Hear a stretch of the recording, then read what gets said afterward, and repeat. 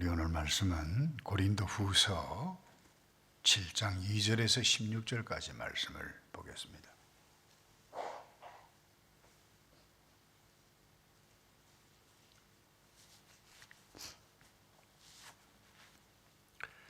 고린도후서 7장 2절에서 16절입니다. 제가 봅니다. 마음으로 우리를 영접하라. 우리는 아무에게도 불의를 행하지 않고 아무에게도 해롭게 하지 않고 아무에게서도 속여 빼앗은 일이 없노라. 내가 이 말을 하는 것은 너희를 정죄하려고 하려는 것이 아니라 내가 이전에 말하였거니와 너희가 우리 마음에 있어 함께 죽고 함께 살게 하고자 함이라. 나는 너희를 향하여 담대한 것도 많고 너희를 위하여 자랑하는 것도 많으니 내가 우리의 모든 환난 가운데서도 위로가 가득하고 기쁨이 넘치는도다. 우리가 마게도냐에 이르렀을 때에도 우리 육체가 편하지 못하였고 사방으로 환난을 당하여 밖으로는 다툼이요 안으로는 두려움이었노라. 그러나 낙심한 자들을 위로하시는 하나님이 디도가 옴으로 우리를 위로하셨으니 그가 온 것뿐 아니요 오직 그가 너희에게서 받은 그 위로로 위로하고 너희의 사모함과 애통함과 나를 위하여 열심히 있는 것을 우리에게 보고함으로 나를 더욱 기쁘게 하였느니라. 그러므로 내가 편지로 너희를 근심하게 한 것을 후회하였으나 지금은 후회하지 아니함은 그 편지가 너희로 잠시만 근심하게 한 줄을 알미라. 내가 지금 기뻐하면 너희로 근심하게 한 까닭이 아니요 도리어 너희가 근심함으로 회개함이 이런 까닭이라. 너희가 하나님의 뜻대로 근심하게 된 것은 우리에게서 아무 해도 받지 않게 하려 함이라. 하나님의 뜻대로 하는 근심은 후회할 것이 없는 구원에 이르게 하는 회개를 이루는 것이요 세상 근심은 사망을 이루는 것이니라. 보라, 하나님의 뜻대로 하게 된 이 근심이 너희를 얼마나 간절하게 하며 얼마나 변정하게 하며 얼마나 분하게 하며 얼마나 두렵게 하며 얼마나 사모하게 하며 얼마나 열심 있게 하며 얼마나 벌하게 하였는가. 너희가 그 일에 대하여 일체 너희 자신의 깨끗함을 나타내었느니라. 그러즉 내가 너희에게 쓴 것은 그 불의를 행한 자를 위한 것도 아니요 그 불의를 당한 자를 위한 것도 아니요 오직 우리를 위한 너희의 간절함이 하나님 앞에서 너희에게 나타내게 하려 함이로라. 이로 말미암아 우리가 위로를 받았고 우리가 받은 위로 위에 디도의 기쁨으로 우리가 더욱 많이 기뻐하면 그의 마음이 너희 무리로 말미암아 안심함을 얻었음이라. 내가 그에게 너희를 위하여 자랑한 것이 있더라도 부끄럽지 아니하니 우리가 너희에게 이런 말이 다 참된 것 같이 디도 앞에서 우리가 자랑한 것도 참되게 되었도다. 그가 너희 모든 사람들이 두려움과 떨므로 자기를 영접하여 순종한 것을 생각하고 너희를 향하여 그의 심정이 더욱 기뻤으니 내가 범사에 너희를 신뢰하게 된 것을 기뻐하노라. 아멘. 이 바울이 쓴 이 서신서는 바울에게 보면 목회의 한 방편이다 이렇게 볼 수 있습니다. 직접 교회를 개척하고 세우고 또 세우지 않았던 성도들이 한다 할지라도 복음이 무엇인지 또 복음 안에 있는 성도가 어떤 존재인지 또 다양한 삶의 문제가 나타날 때 어떻게 해가야 할 것인가 이와 같은 것들을 이 서신서를 통해서 사람을 통해서 이렇게 양육하게 되어진다. 어떻게 보면 양육서신이다 이렇게 볼 수 있는데 오늘 이 고린도후서는 특별히 사도 바울 자신과 성도들 그러니까 이단의 또 거짓된 무리의 영향을 입어서 아주 비판적이고 잘못된 성도들이 바울에 대해서 공격을 합니다. 얼마나 괴롭겠어요. 그와 같은 차원에서 편지를 써 내려가는 한 부분 가운데 하나인데 이 바울이 정말 괴로웠어요.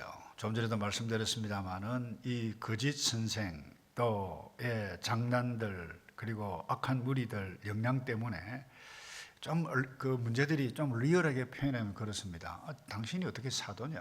예수님 만난 적도 없는데 함께 지냈느냐? 가르침을 받았느냐? 그런 적 없지 않느냐? 이 사도권 가장 기본적인 것에 관해서 공격을 했을 뿐만 아니라 예루살렘 교회가 어려웠을 때에 함께 좀 도와야 되지 않겠는가? 이와 같은 것들을 전달했을 때 왜 헌금을 강요하느냐? 너가 뭔데? 쉽게 이야기하면 다 당신을 위해서 강요하는 것 아니냐? 자기를 위한 것 아니냐? 여러분 이런 말을 들었을 때 마음의 고통이 얼마나 컸겠어요. 그런데 아시다시피 부활하신 예수 그리스도를 친히 만나 복음을 전하는 사도가 되어졌고, 특별히 헌금을 이야기한 것도 예루살렘 이 모교회가 흉년 때문에 어려움을 당하는 것을 보고 이 헌금해 달라라고 하는 부분들, 이와 같은 것들을 두고 아주 안티하게 반응을 했던 성도들이 있었어요. 그게 얼마나 그 고통이 큰가 하면 드로아에서, 물론 다른 이유도 있었습니다만은 복음 전하는 것을 잠시 중단하고 그냥 마게도나로 가게 되어졌다라고 하는 것까지 표현을 하고 있습니다. 여러분 이와 같은 상황이 저와 여러분에게 나타나면 어떻게 반응을 하시겠습니까? 사실 이 살면서 물질이 없어서 당하는 고통도 적지 않고 건강이 몸이 좋지 않아서 당하는 고통도 적지 않습니다만은 이 오해받고 또 사람 사이에 이 불편한 관계, 이 관계가 인간관계가 뒤틀려질 때 여러분 이것은 견디기가 굉장히 어렵습니다. 그때 어떻게 할 수 있을 것인가? 오늘 이 본 말씀 쭉 보면서 좀 정리해 갈 수 있는데 두 가지만 함께 나누어 가기 원합니다.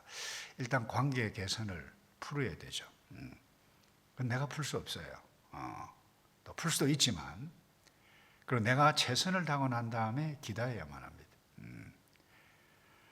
이 바울이 성도들의 오해를 풀기 위해서 사실을 이야기를 합니다. 사람들을 통해서. 그리고 사랑 어린 권면을 하고 훈계를 합니다. 왠가 하면 영적으로 낳은 자녀와 같기 때문에 그렇습니다. 그래서 훈계의 편지로 알려진 눈물의 편지를 통해서 디도를 통해서 보내거든요. 그리고 기다립니다.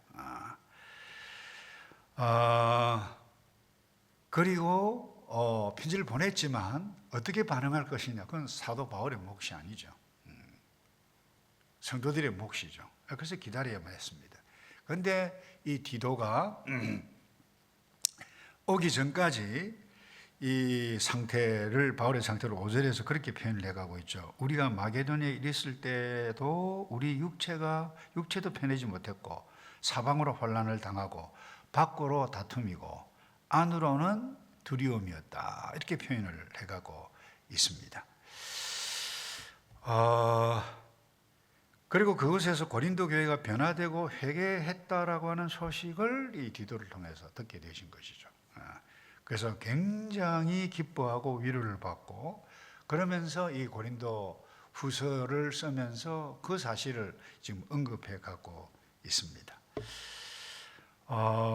이와 같은 일들 사도 바울 개인적으로 적용해 보면 그렇습니다. 바울에게 있어서는 오해지만 다른 사람들이 볼 때는 좀 이상하다, 뭐 이렇게 오해를 할 수 있잖아요. 우리가 오해를 받을 수도 있고 또 내가 오해를 할 수도 있다라고 하는 것입니다. 여러분 그때 우리가 어떤 태도를 취해야 하는가, 어떤 문제든지 내가 옳은가 생각해 봐야 돼요. 사실인가? 또 하나, 이것이 하나님 앞에 옳은가? 이게 굉장히 중요합니다.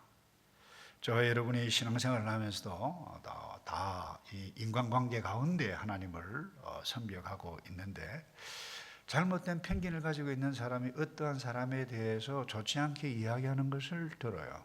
그게 사실로 받아들일 수 있어요. 사실이 아닌데 그 오해일 수 있어요.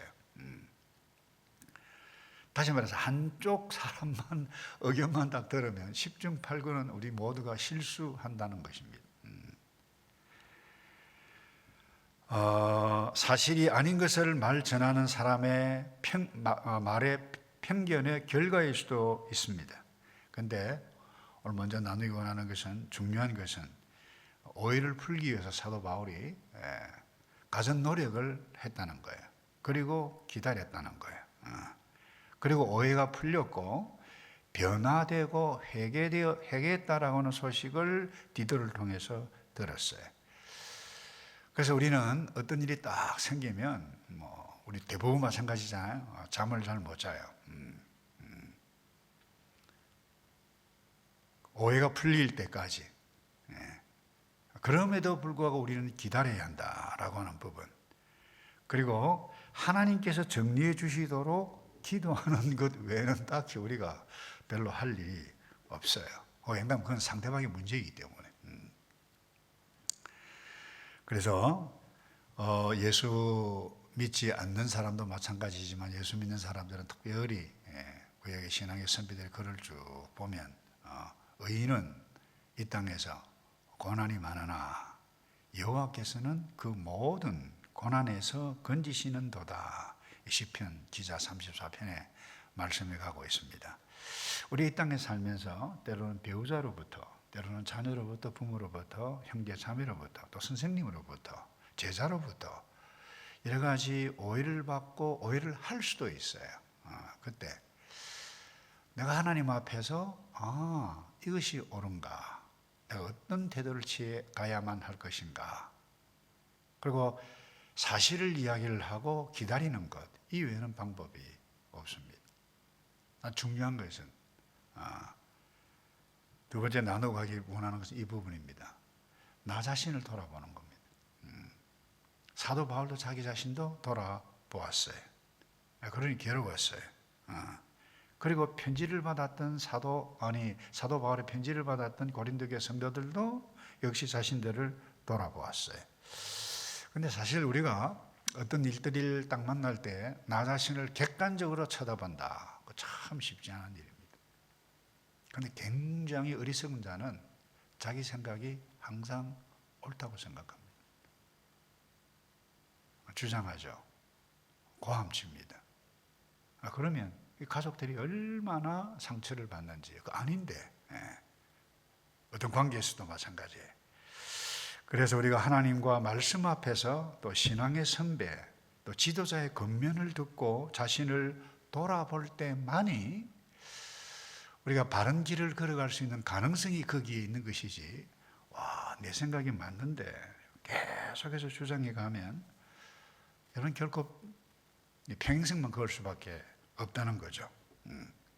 그래서 우리는 어떤 일이든지 어떤 주제든지 어려움이 나에게 딱 다가왔다, 나 자신을 하나님 앞에서 돌아보아야만 합니다. 이것을 두고 사도 바울은 이렇게 표현했어요.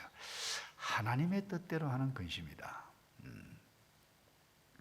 그래서 10절에 하나님의 뜻대로 하는 근심은 후회할 것이 없는 구원에 이르게 하는 회개를 이루는 것이요, 세상 근심은 사망을 이루는 것이다.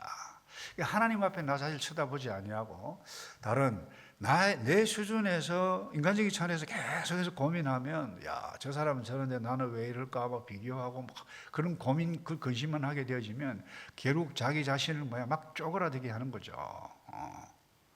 그러나 하나님 앞에서 하나님의 뜻대로 하는 근심, 자기 자신을 돌아보고 하나님께서 나에 대해서 뭐라고 말씀하시는가, 누가 뭐라 하더라도 너는 하나님의 백성이가 내가 선택했다라고 하는 이것을 확신하고 바라보고 하나님의 뜻을 살펴보게 되실 때 반드시 성도라고 하면 회개합니다.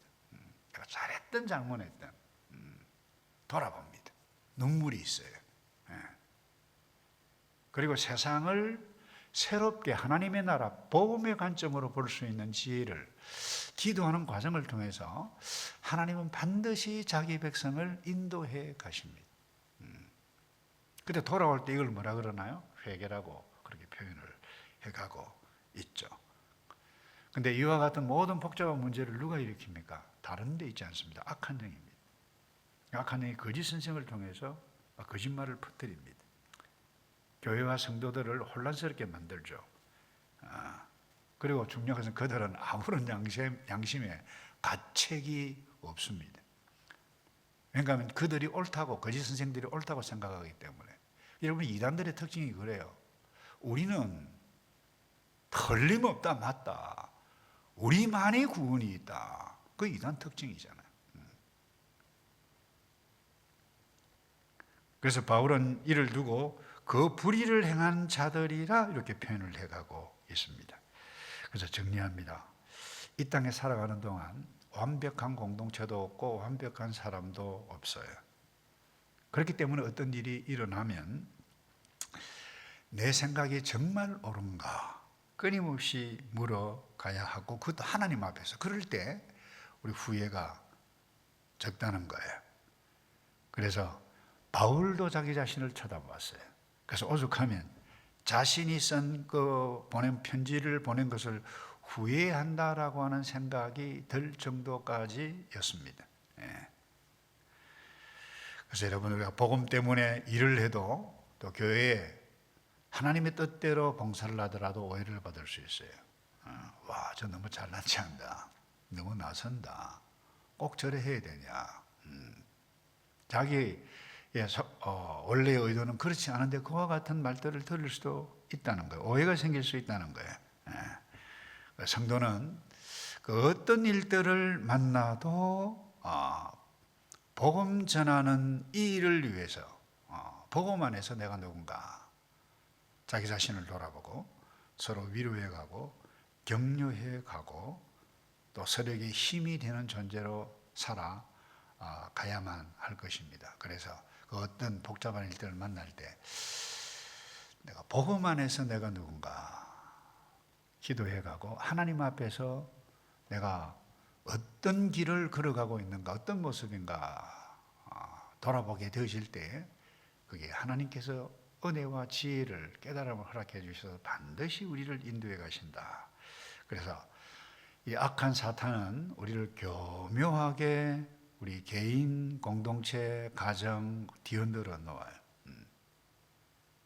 주님 오실 때까지 이와 같은 일들은 계속 그 악한 영은 장난을 칠 것입니다. 그럼에도 불구하고 복음 안에서 주께서 주셨던 귀한 이 말씀을 붙잡고 승리해가는 저와 여러분 되기를 주님의 이름으로 축복합니다. 우리 조금 전에